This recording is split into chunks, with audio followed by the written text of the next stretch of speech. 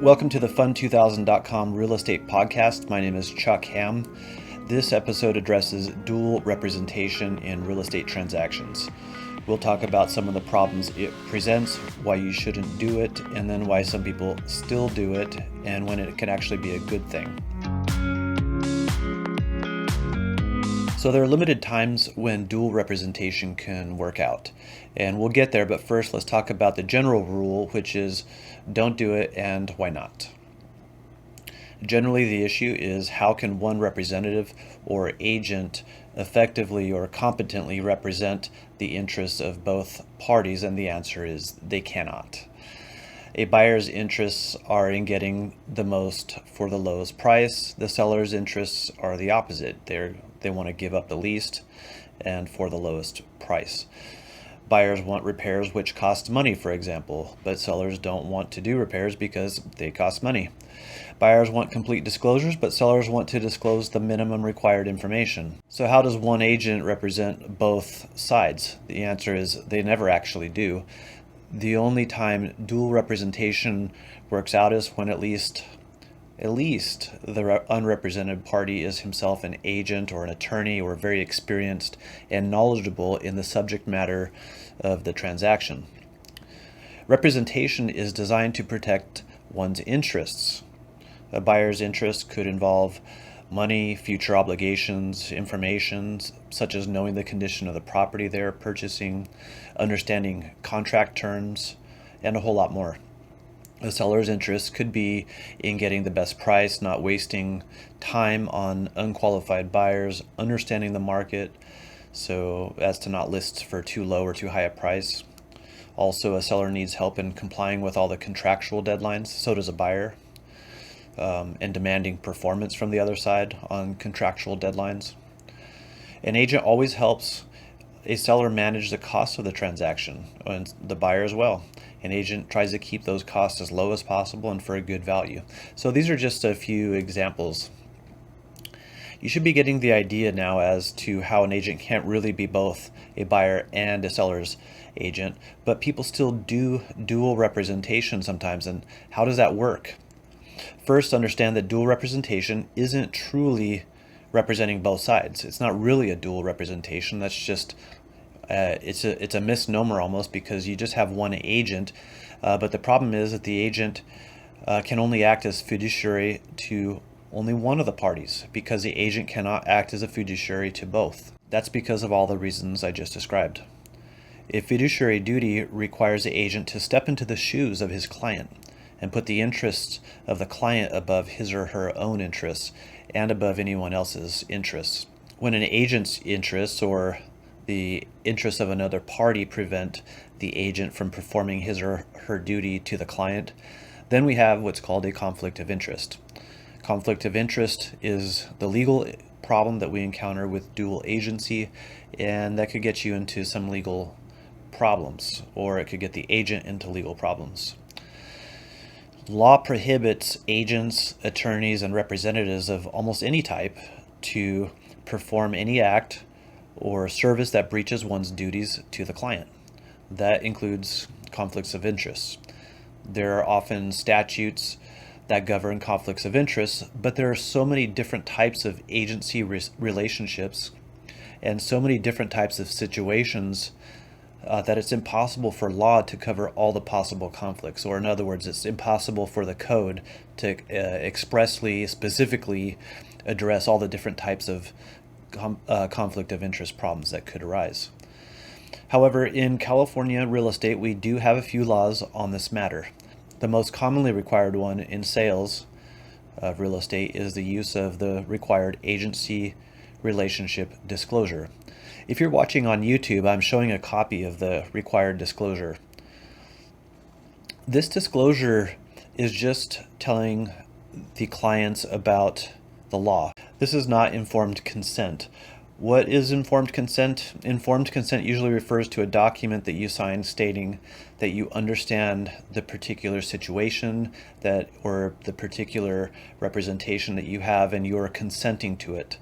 You understand your rights and the risks that are involved in such a situation that you're signing off on in that specific informed consent situation, and that your rights might be compromised in some way, but you're informed of the risks and you're willing to proceed despite the risks.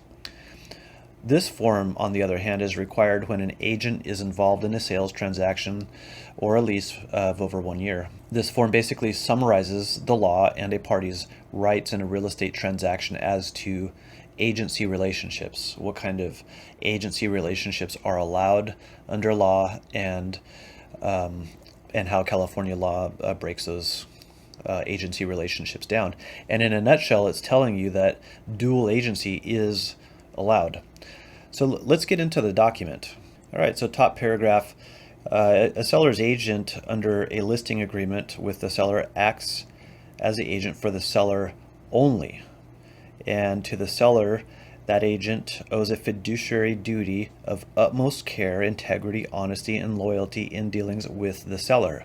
So this is where you should see that that agent for the seller cannot possibly be loyal to both the seller and the buyer, because the duty that the agent has in that situation where there's a seller's agent is only to the seller.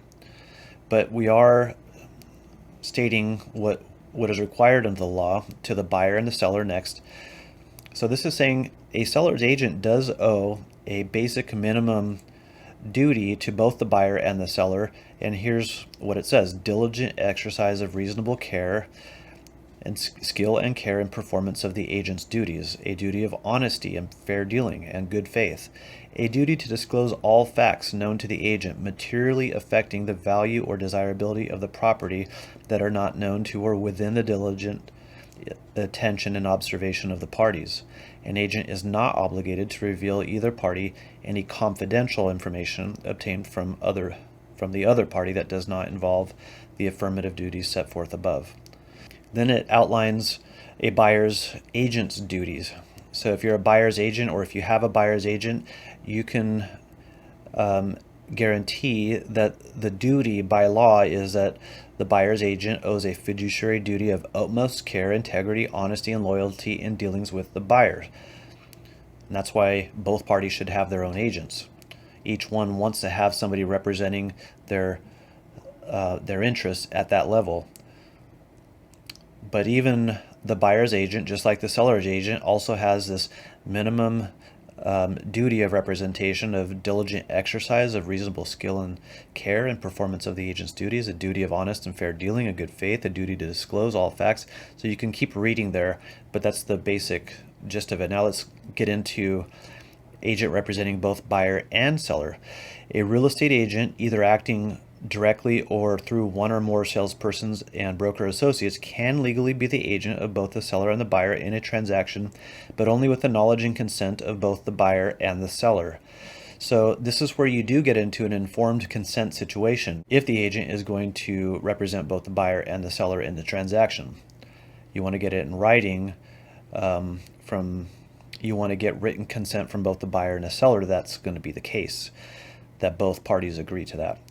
In a dual agency situation, the agent has the following affirmative obligations to both the buyer and the seller: a fiduciary duty of utmost care, integrity, honesty, and loyalty in the dealings with either the seller or the buyer, not both.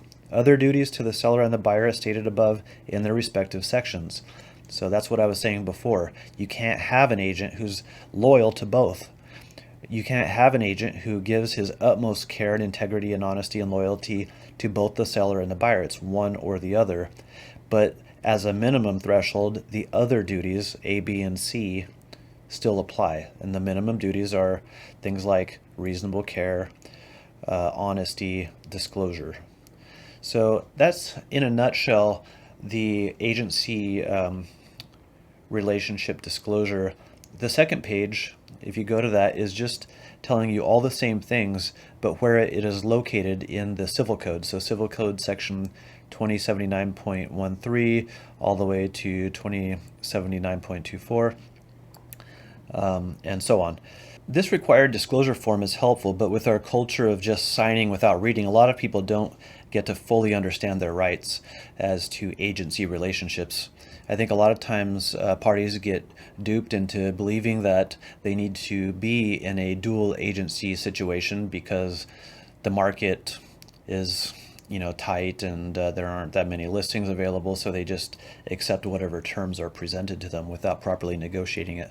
Even though a lot of times they could have gotten a buyer's agent. I'll get into that here shortly. So when is dual representation good? Well, when both parties are fully informed and they consent to it. An agent who has already been hired to act as one's fiduciary is rarely in a situation in which they can correctly recommend dual agency. But an example of a scenario in which it might work is when the seller perhaps is represented by an agent and an unrepresented buyer himself is an experienced real estate agent or very experienced in real estate sales, and at least the seller is able to save money by allowing his or her own fiduciary take on some basic representation duties for the buyer. The representation duties are pretty much limited in this case because even though we are calling this dual representation, the agent still owes the highest duty to the seller only. Dual representation does not change that, just like we just got done discussing in the form. Dual representation could save the seller some money in this situation. Let's say it saves the buyer 2% of the purchase price, and we can use the average home price around here, maybe $700,000. 2% of that is $14,000. So if the dual representation saves your client $14,000, that's a real number, and you could justify doing the dual representation and recommending that if it's actually saving that amount of money. Now, the buyer might have a different opinion about that, but from the perspective of whether an agent can fulfill his fiduciary duty to the seller in recommending a dual agency, that would be my position on that. It has to save the client a real substantial amount of money. That buyer commission that the seller saves on is probably the only savings and the only benefit to the seller. And as often is the case, the buyer doesn't actually get the benefit that the seller got. So you would think that maybe if the buyer is coming in without representation and giving up representation, that maybe the seller would pass on some of those savings to the buyer, but that rarely ever happens. It does sometimes, but it rarely happens. Because of that, I don't really think buyers get much upside when they give up having their own agent, except for the fact that unfortunately I know there are a lot of incompetent agents out there, and sometimes the buyer thinks they're just better off on their own. Unfortunately, I can relate to that.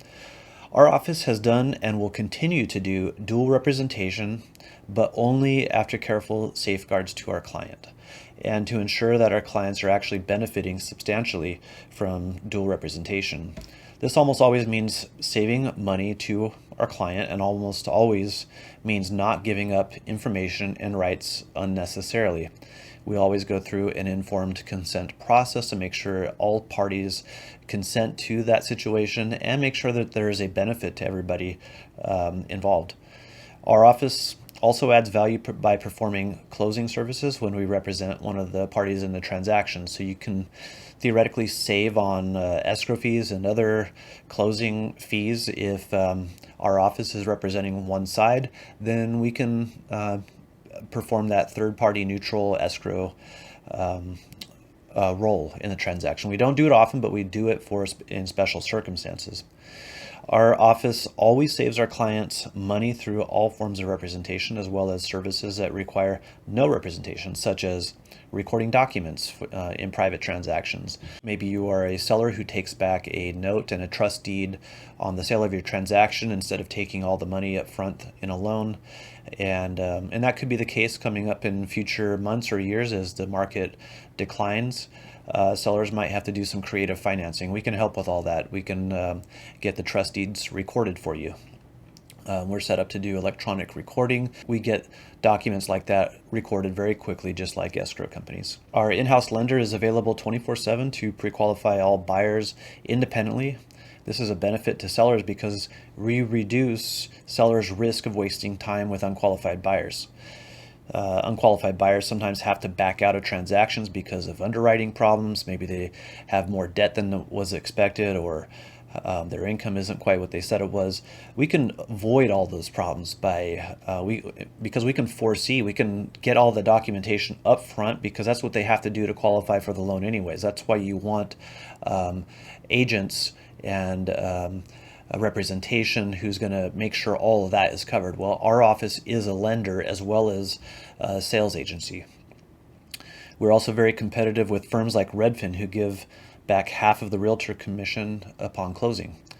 That's a huge benefit, to be able to reduce the money that you need to buy a home. If you're a buyer who is trying to save money, all buyers are trying to save money, but if you need those extra funds for your closing costs, that's what that's the benefit of that realtor commission half-back credit. We also have great agents. We have all the best loan programs, such as down payment assistance programs, FHA, VA, loans tailored for self-employed people that are based off of things like bank statements instead of W-2s or 1099s or tax returns. And we even have loans for foreign nationals. And of course, we have the lowest available interest rates. Check us out at sold2000.com. For our sales side, if you want to go directly to our lending side, go to fund2000.com. You can check out our interest rates, or even apply for a loan or get it started. You can use those sites to contact me, and we'll start a discussion on how we can help you. Thanks for listening.